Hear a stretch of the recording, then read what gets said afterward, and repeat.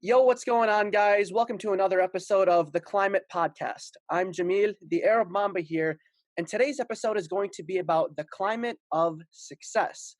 Before you is my esteemed guest, Sid. Introduce Hey yourself. guys, I'm Sid. I go to UIUC, like Jamil. I am a Bio E major, so bioengineering. And I'm gonna be a sophomore next year. And for a plug, I guess I'll plug my Instagram. Okay. It's at actually, you know what? It's at SIDDARTHSRIKUMA. And I will put that in the description below. Alrighty.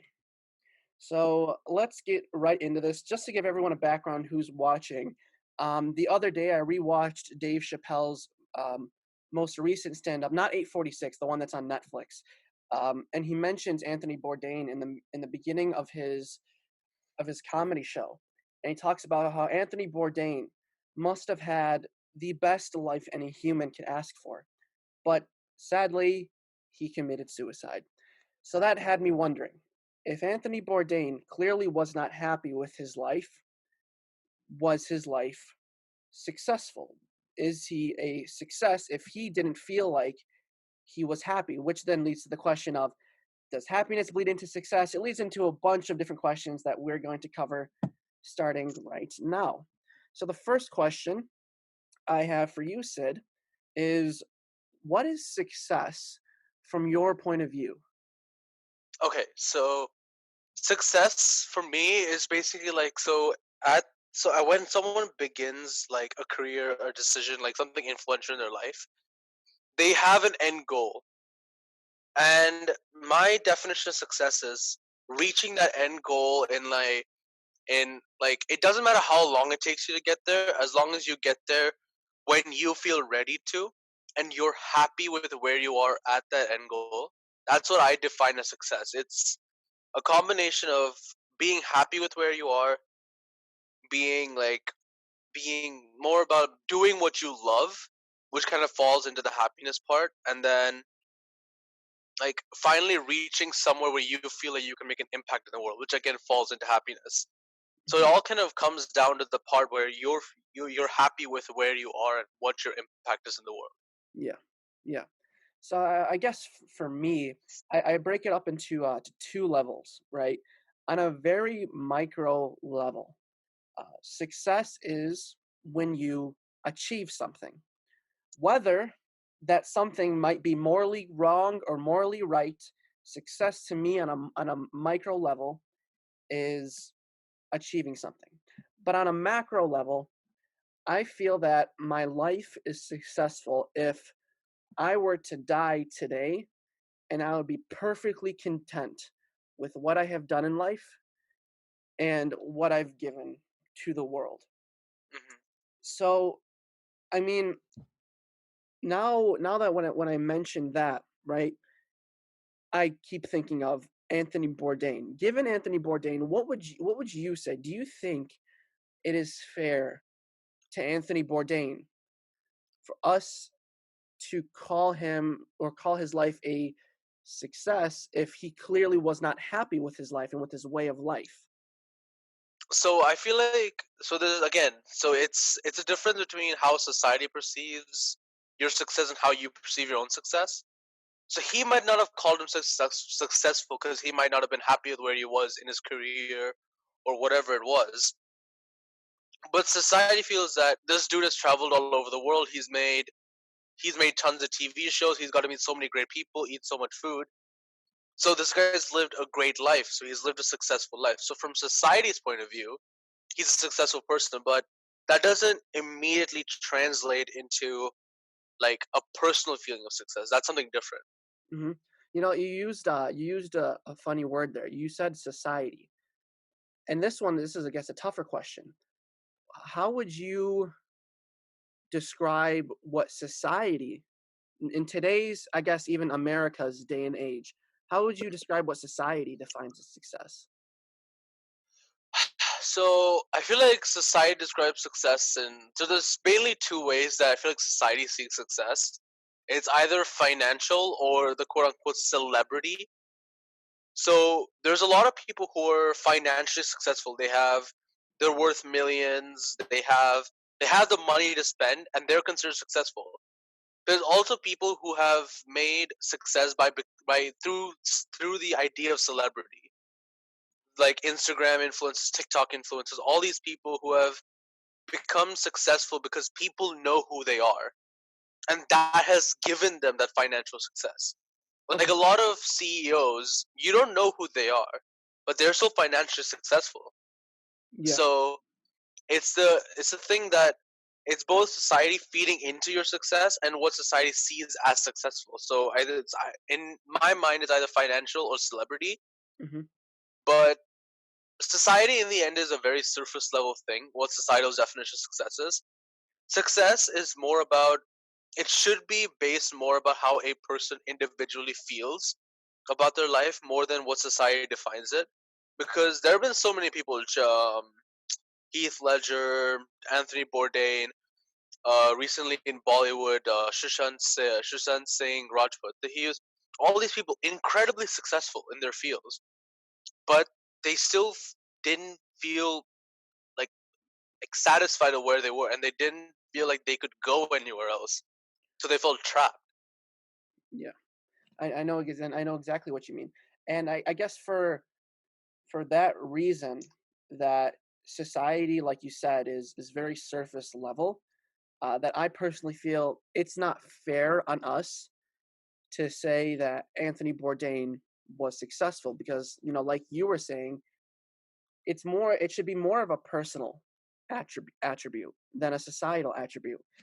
And if said person isn't happy with their life, then I don't think they should be attributed as successful, which I guess leads into another question. Is a word I used was happiness.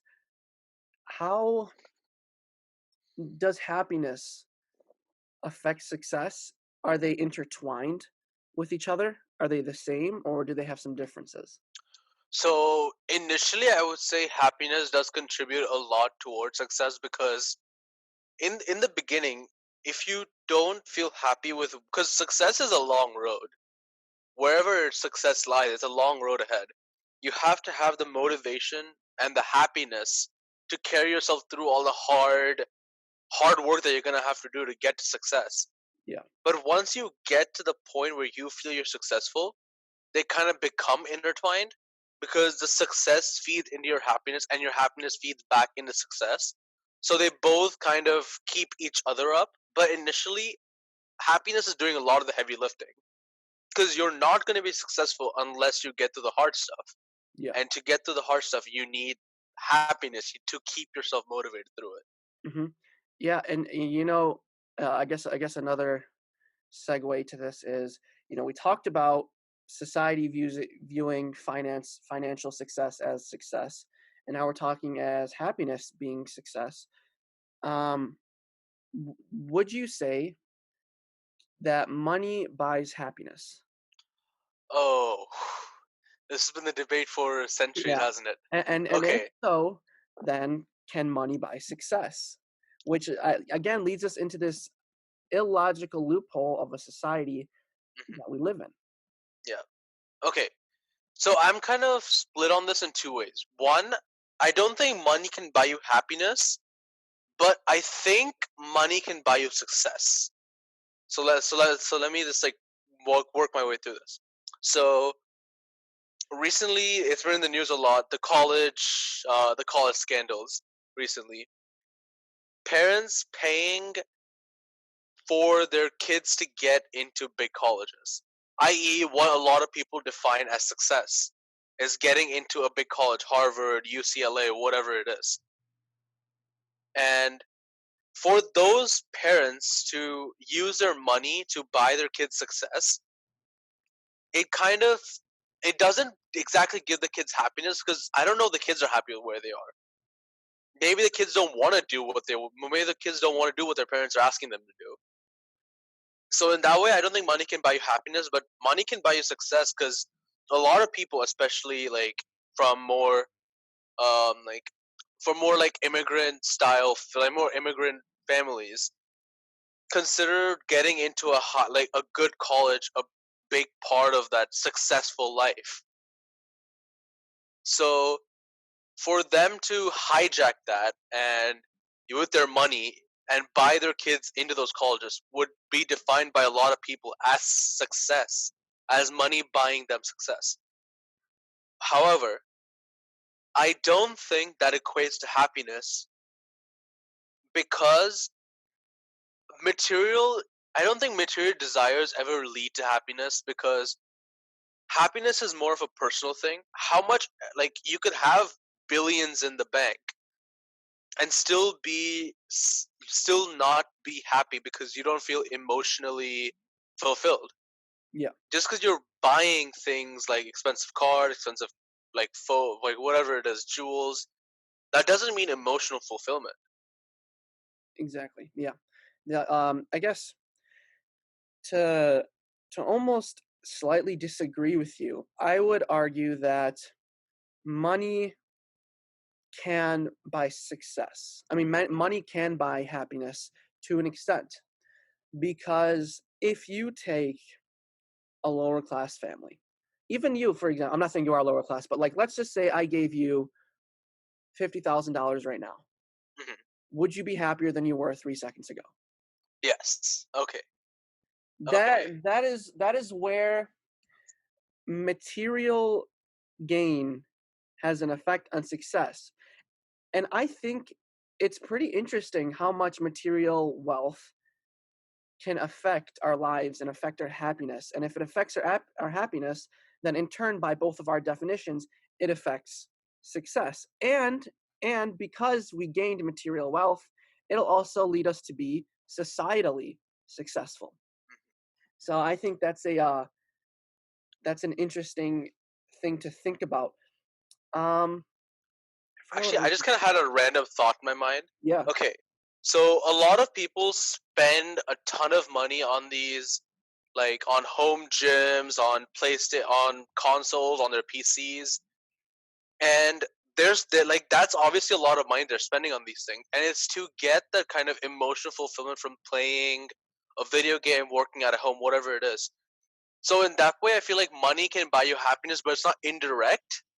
It is indirect. Sorry, it is indirect because money is buying you something, which is giving you happiness.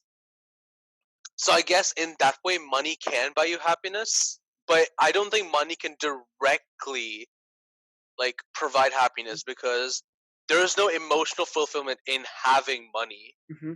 Exactly. I agree. I agree with that because I guess the nuance to me asking you, are you going to be happier than you were 3 seconds ago if you had $50,000? Is I think a better answer would be I don't really know because like let's just say I'm a low class citizen. I don't really have a lot of money. I Hmm. have problems in that way that I don't have enough money. Maybe I don't have enough money to afford my rent. Blah blah blah. But now let's just say I win the lottery. I have a couple $1 million to my name. Well, now I have a bunch of other problems. Now let's say I have people who I've almost never talked to who now want to talk to me, people who now want to use me for my money. So now I have a completely different set of problems. It's like society cared about me when I had no money, but now I have money. It's like, do they care about me like they used to? Which Hmm.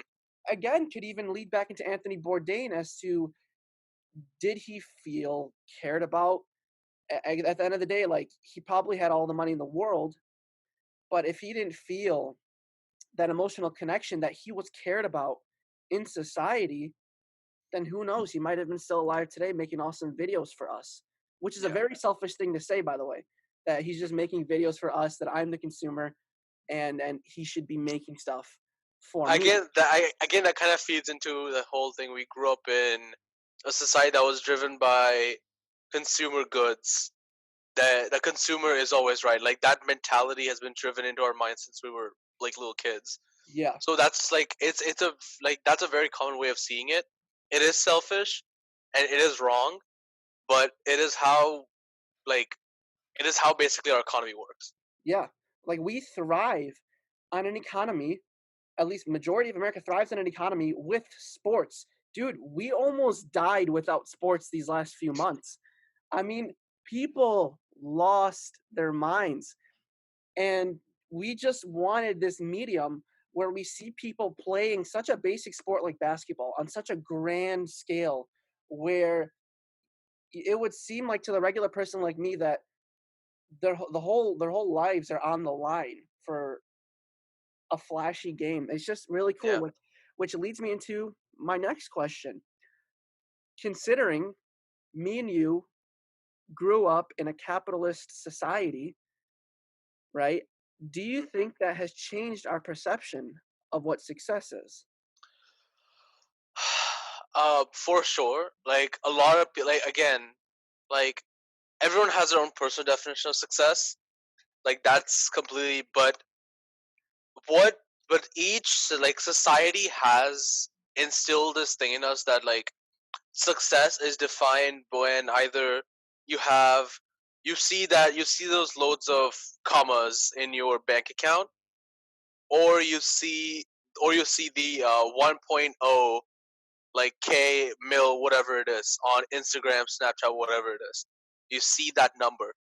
Society has instilled that because again, they're pushing the thing that you need to be known to be successful. People need to know Mm, who you are, yeah, and that feeds into personal success, obviously, yeah, because because personal success is very influenced by the surroundings you mhm, grew up in. and So, in a lot of immigrant families, their version of success is making sure their parents are cared for when they're older, making sure their parents are can be proud of them.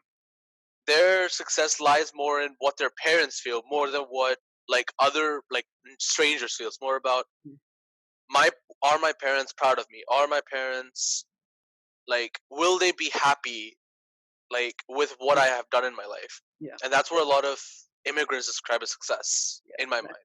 I think the interesting thing you talked about there was the numbers and why society values numbers over feelings. It's because as a society, we can never collectively all have the same feeling about something. So the only way to create this medium in which we can, I guess, societally make a definition of success is by taking something that is in front of our faces, such as numbers, such as likes, such as views, such as money, to, I guess, sort of give that baseline definition. So now, going back to my question of has our capitalist society changed how we view success? I'd say societally speaking, yeah. Personally speaking, probably not. I feel on a personal scale, considering me and you have pretty similar definition on a personal scale of what hmm success is, I think that transcends all time periods. Yep. Whereas societally speaking, it doesn't. Because if we go back to the hunter gatherer society, hmm a successful person back then is a person who is the best hunter, a Yeah. person, you know, or like people who are prime for mating, or Yeah. people who are. It's just it ends up having this societal view that people can actually collectively understand, whereas a personal feeling society can never fully hmm understand it. So in studies they've done on the initial river civilizations that they found in the world, they found that the person who owned the means of production of food had the bigger houses, had the bigger portion of food, while everyone else had these smaller houses that were next to theirs. So from back then, like as you were saying, it was defined by who has the means to survive, who has the means to not only survive but to thrive, Yeah, and that's been found in each and every river civilization which they have researched, which they have like discovered and researched into. So yeah, even back then, like this idea of having the most was a big idea, but back then it was about survival. Now it's like now we're all gonna survive one way or another. We're all mhm, gonna survive because like okay, I don't think it's right to say we're all gonna survive because some like I feel bad to say this, but some for like, some aspects of society they're just like ignore some people. That's kind of what society has been doing for ages. It's wrong, but some though like Yemen right now, they yeah. don't know if those people are gonna survive. We've failed Yemen. I mean, and the thing is, it's not like this whole thing with Yemen just started yesterday. Hmm. Like, this has been since like 2015, and I can't believe it. And it's the same thing with the Uyghurs in China, which I'm going to be filming a video about tonight.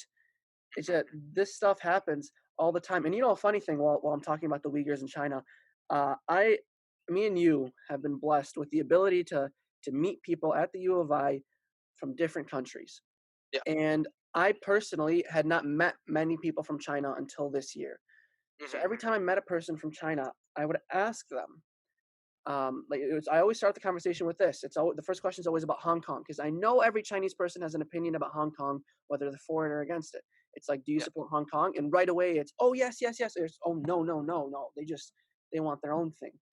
But then the Hmm. follow up question is always about the Uyghurs in China, and it's always like, what? Who are the Uyghurs? I've never heard of them, and it just makes me wonder. Like, wow, imagine, let's say in a lesser known state in the US, like Idaho or something, there were concentration camps of millions of people. I think we'd find out about it within a month, maybe. Yeah. I think that's But fair to say. with with how interconnected the U.S. is, I would say we'd find out within like if not by the end of the week, by the end of the second week, we would know We that would there know. was a concentration camp. Yeah.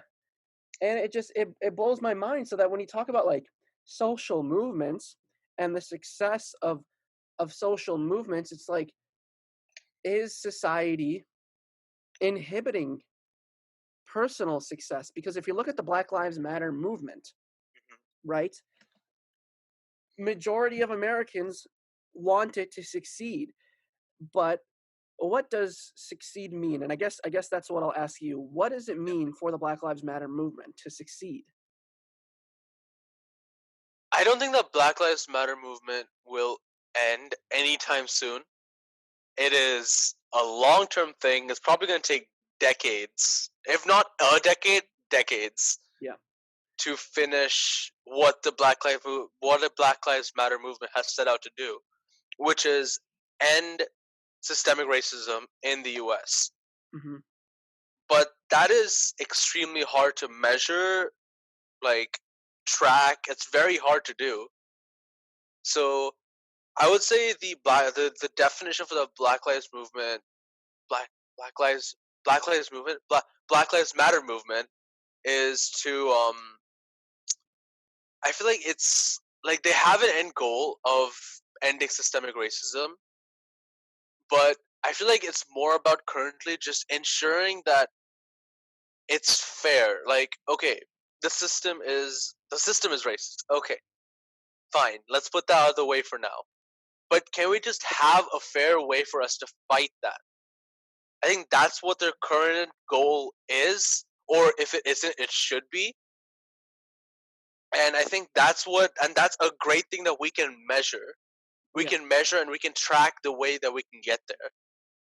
So yes, end systemic racism. End it. It's bad. It needs to go. You need to be anti-racist, not just not racist. You need to be anti-racist. Okay, we get that.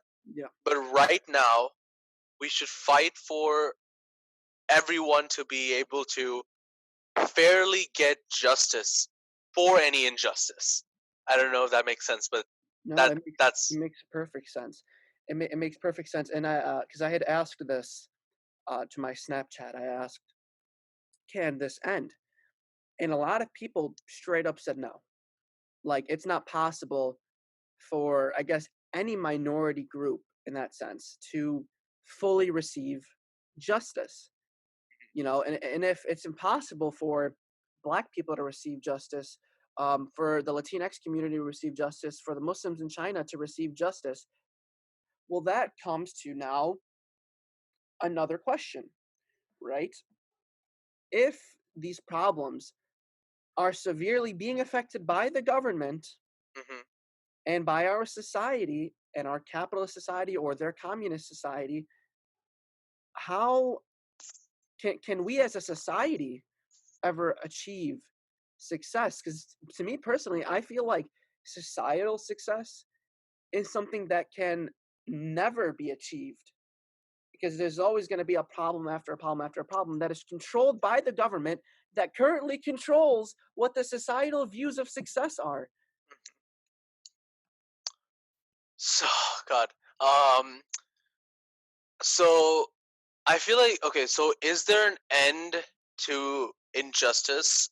No. There will always be injustice, and but the one way that we can ensure that injustice is rare is to have a fair way for us to fight it. Hmm.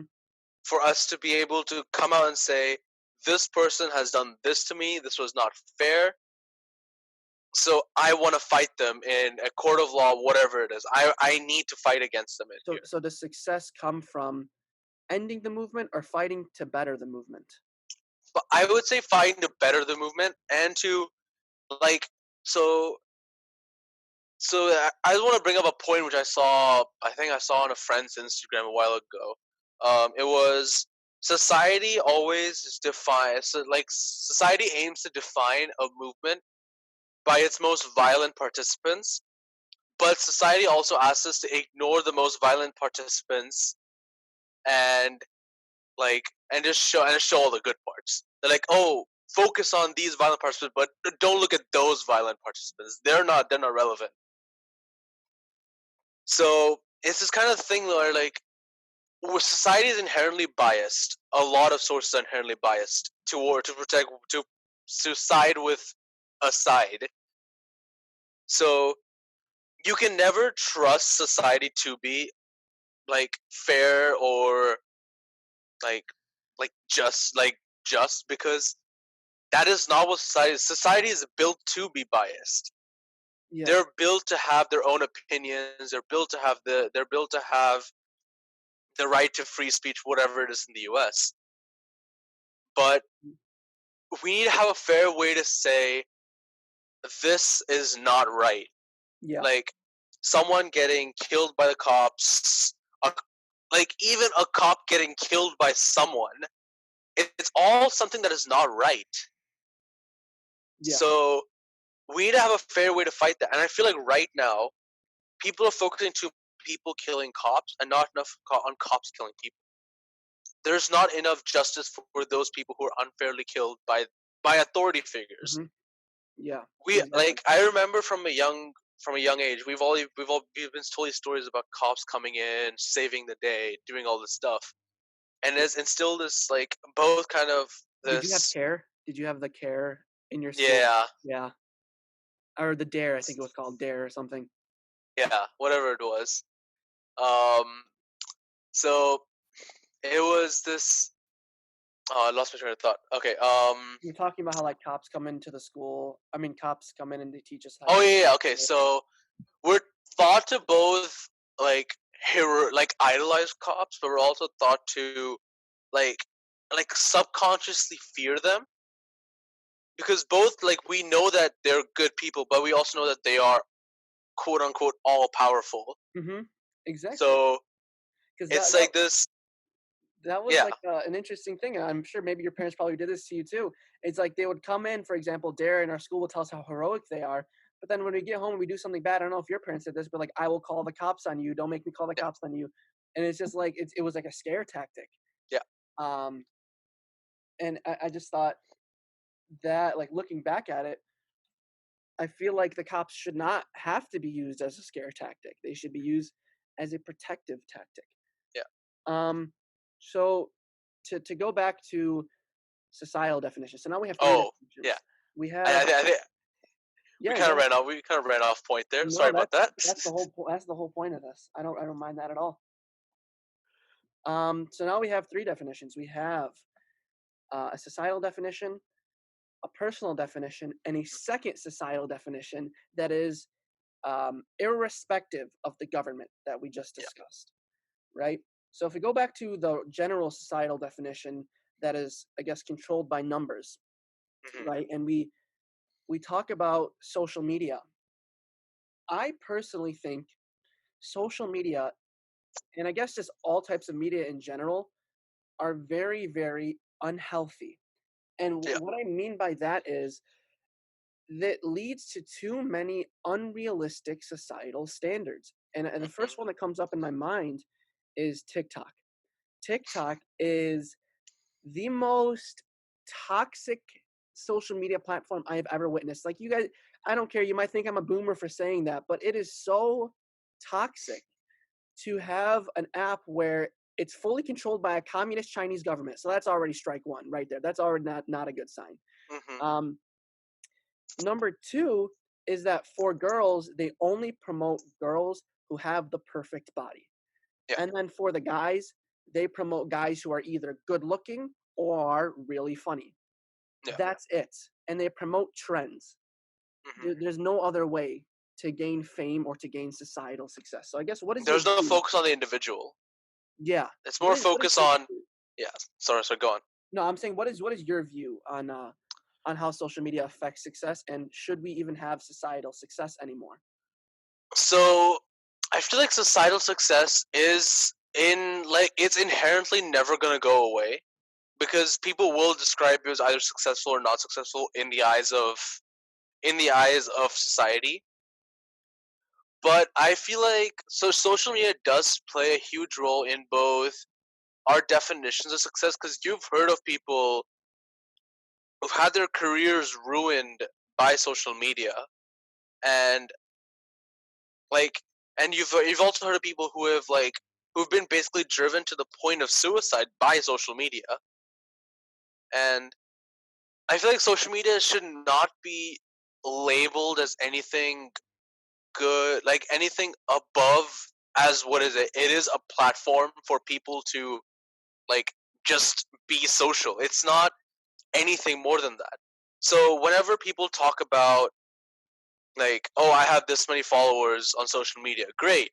How many of those people do you actually know? How many people do you actually talk to like on a consistent basis? Yeah. So I would say for my Instagram, I don't even know how many followers I have. But out of those like followers, I would say I have probably less. I would say I have less than 150. I barely. I would say like on like a very liberal basis, I talk to around 25 to 30 of those people on a consistent basis. Yeah. I don't know how I don't know most of those people who like I might have known them at some point, but I don't know how their lives are. I don't know what's going on in their life. I don't know what their mental state is. I don't know anything about them. Yeah. All I see is what they put on social media, and obviously they're not going to put bad things on social media. So So it's looking at someone's life via social media is very. It's not a good way of looking at them. Like a lot of people like Anthony Bourdain. Like if you look at their social media, you would thought this guy was living the life a lot of people would dream of living. Getting to travel the world, meeting awesome people, eating rare, delicious food. mhm, exactly. So do you think that we need a social media to, I guess, change the game of what success is? A social media that forces people to be more honest about their lives so that instead of separating ourselves and putting each other on unrealistic pedestals and unrealistic standards, we can actually just make a social media that is made to help each other and promote each other. Yeah, like I would say that's probably the best thing to do because we're never gonna get rid of social media with this age of the internet. Social media is here to stay, Yeah. and we need to do our best to improve it. And I feel like steps are being taken. Like Instagram needs to provide a thing where you can hide your follower count, and if you hide your follower count, none of your followers can see what your follower count is. I think in Canada, I don't know if they still have it, but you can't see likes. Or in some Oh, countries, you can't see likes. And they were going to do that for the US. And then they just never did. I think it was like a year yeah. or two ago. I completely forgot now that you mentioned that. And earlier you said that your societal success is never going to go away. Yeah. Does that imply that we need it to go away? Because personally, I hate the fact that societal success exists Hmm. because, like I said, it creates unnecessary standards. I personally think we'd all live a much happier life if Hmm. there was no societal standard for success. Hmm. So, do you think that societal success should exist, or yeah, should it exist?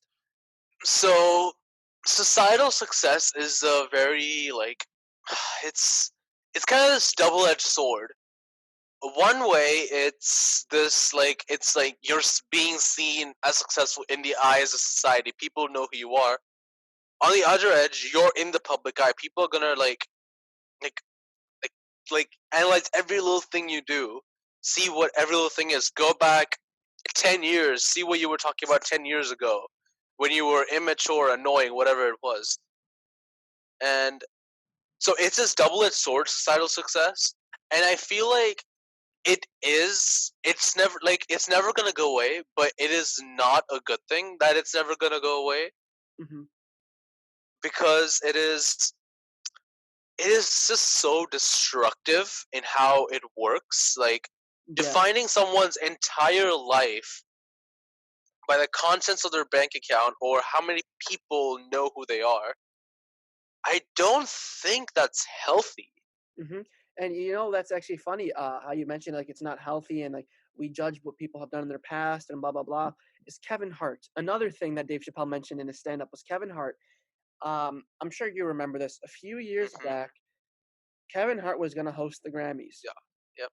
and people found a tweet from 10 years prior of him saying something against gay people. Now, Hmm. was it right for him to say? No. But is it right for society to, I guess, cancel him because he said something such a long time ago? And he was literally a kid compared to what he was at that point. Do you do you think that's fair in a sense for It society? is. It is definitely not right to ignore, because obviously Kevin Hart has worked on like he's worked on his personality and his character since like what now it's probably like 11, 12 years ago now. He's worked on his character. He's not the same person he was. I'm not the same person I was probably. I wouldn't even say I'm the same person who I was 5 years ago. Yeah, I have matured. I've learned so much about things I didn't know about. Like I didn't. Okay, I'm gonna be honest here. yeah. I didn't know being pansexual was a thing until Mhm. about 2 years ago. Really? Yeah, I did not know what it was. I just thought it was either gay, lesbian, straight, or bisexual. And I I mean, didn't know there was anything outside of that. And I think that's from growing up in more of a like, and like we don't. I didn't learn a lot about this on because I've only lived in the U.S. for 5 years now. I've mostly been in India, Dubai, Oman, the UK, so that side of the world. So I haven't really seen a lot of stuff about the LGBTQ plus yeah. community. Mhm.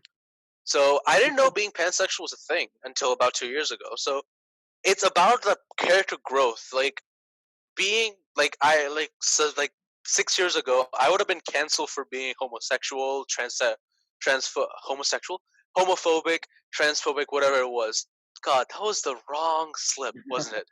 I mean, to be fair, society did cancel people who were homosexual 6 years ago, so I don't think you were that far off to be saying that. Okay, that's true. But okay. So yeah, but now I'm a different person. I try and support wherever I can. I try and be as like as because irrespective of what someone's gender identity is or the sexuality is, wherever, like they're still a human being. Mhm. There's a basic human decency that you gotta treat people with, Yeah. and that doesn't change regardless of political opinion, like whether you disagree with what they say, whatever it is. You gotta still treat them with the respect, And because in the end, they want the same thing that you do. mhm. They want they want their lives to be successful, and they want happiness, which feeds into success. Mhm. So you cannot disrespect anyone for how they feel about something, because it's their right to feel that way. Exactly. And that's what goes into how like if you go against societal norms, you are Hmm. canceled.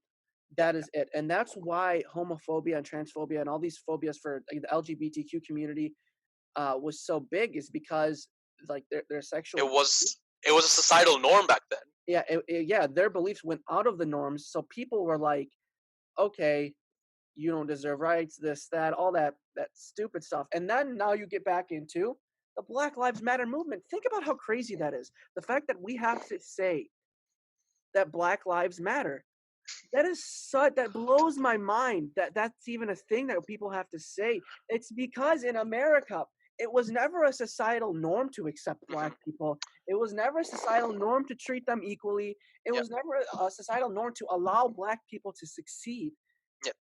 And now when the Black Lives Matter movement comes up, then you see what society has been feeling for years. That's when all lives matter comes out of left field, Yeah. right? Because society has been feeling like all More lives. out of right field, honestly, but Oh, left. that's yeah, Okay, I. that's what yeah, I didn't mean it in the political in the political spectrum in the right field. That's what I meant. Um, but yeah, it's just it comes out of left field with all lives matter Hmm. and all of that. It just I don't know. It just blows So my mind. I still remember. So when I was looking at the like, I still remember when I first found out about the Black Lives Matter movement back when it first started. Like what that was 8 or so years Yeah, ago, I think. something like that. My first like I still remember my first reaction was they didn't matter. Really? Why didn't they matter? What do you mean? What do you mean Black Lives Matter? Didn't they matter before? And I think living on that side of the world, I didn't know what was going on in the U.S. I kept up with like obviously I kept up with like movies, celebrities, all that kind of stuff. But I didn't know what was going on that side of the Yeah, world because I lived in a place where majority of people were Muslim, majority of people were of color. So like, and if you saw white people, it was like, oh my god, they're white, they're Americans, they're walking. Oh my god, yeah, it's more of that, and it's this weird thing where like realize that like culture and what you grew up with plays such a big role in that. What my first reaction, why didn't they matter? What's happening in the U.S. that I'm not seeing anywhere?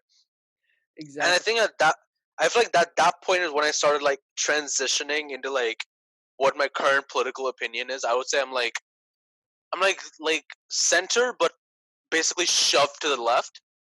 So I'm like progressive, but not socialist. I would say Yeah, that's where I am politically. yeah, And I feel like that's when my political opinion like really started forming. Was probably 8 or 9 years ago. yeah. So I mean, I guess to have some final thoughts about this, or to I guess close off the conversation is do do you feel that we need to reform the definition of success so that it is irrespective of the government? Hmm. That the government does not play a role, capitalism does not play a role. It's only us citizens in society who defines what success is. Do you think that's what we need? So here's the thing. For me, it's more about education and helping people understand that success is personal. That's what we need to do first because in the end, the government's not going to change, society's view is not going to change. And capitalism is definitely not going to change. Yeah. They're going to still define success as one thing, but we need to educate people that it's not about what they think. It's about what you think. And that needs to start at the school level. We need to have classes where they talk about like stuff that like you need later in life. It's not just like taxes, how to fill out a student loan application, yes, whatever. But it's how to keep yourself sane, how to keep yourself healthy mentally, Hmm. and define. And I think defining success as personal plays a big role in that. We need to like because if we do that, if we educate people to think that like it's success is personal, a lot of problems get knocked down. People start viewing it as their happiness instead of monetary gain, and it will help society progress. But also, I feel like we won't progress properly unless we address how society views success. We need to address this Hmm. focus on money and like on money and celebrity and all this kind of stuff. We need to address that outright. We need to come out and say we're gonna address this now because this is not helping people. Yep. Defining success as this is not helping people. And actually, a lot of YouTubers now they're immensely successful. Like the first one that comes to mind is PewDiePie. All these people are immensely successful, but they don't flex with their money. Yeah. Like the one flex-ish video PewDiePie made was with a with a broken down Nissan, like a 1998 Nissan car, Yeah. and it's just like definition of he never is defined. He just wanted to come on, like a lot of people just wanted to come on YouTube and just make videos to entertain people. Yeah, he joined when YouTube had there was no way you can make money on YouTube. He gave up Yeah, everything in his life to make videos on a platform where there was no stream of money. I think yeah. that says a lot. So it's this whole thing where like a lot of YouTubers now, like especially now, a lot of YouTubers are coming in and expecting like if I'm not on like if I'm not on like a KSI or Mr. Beast level fame in 4 years, I will define my YouTube career as unsuccessful. Mhm. If I'm not making my first 100,000 within the third year, I'm gonna rate myself as unsuccessful. Exactly. It takes away from the It's motivation. It takes away from the it's the what is focus on money. yeah. It's the focus on this thing where like it's again focus on followers and focus on money. It's what has been drilled into our minds ever since YouTube. Like I would say, it's not YouTube's fault that this thing has started, but I feel like YouTube is definitely feeding into it with how you can like they're always showing these big creators. Yeah. They're always like showing Mr. Beast like we spent $1 million trying to build this Lego city, whatever. Yep. YouTube is the big company. They are capitalism. And Yeah, now they're controlling what it means to be successful. Which I guess brings us full circle. I mean, I guess one final thing I would say is, yeah, I think we should change the societal view on success and make it irrespective of the government, and make it irrespective of capitalism, so that I guess we could just be happier as a society. yeah. I think it will in turn lead us to more happiness. So that was everything I wanted to cover today. Was there anything you wanted to bring up or any closing remarks that So, you had for so the I just want to do a final point. Yeah, So government definition of success, society definition of success, capitalism definition of success, it's never gonna go away. It's always gonna be this ghost whispering. It's gonna be the bane of our existence. yeah, But if we can define success by our own personal standards and ignore what society says success should be, that's the first path we take. That's the first step in the long path towards becoming a better society. yep, And hopefully getting to a point where society's definition of success is an individual's definition of success. Society defines success as whatever you want to be. exactly, That's the point we need to get to.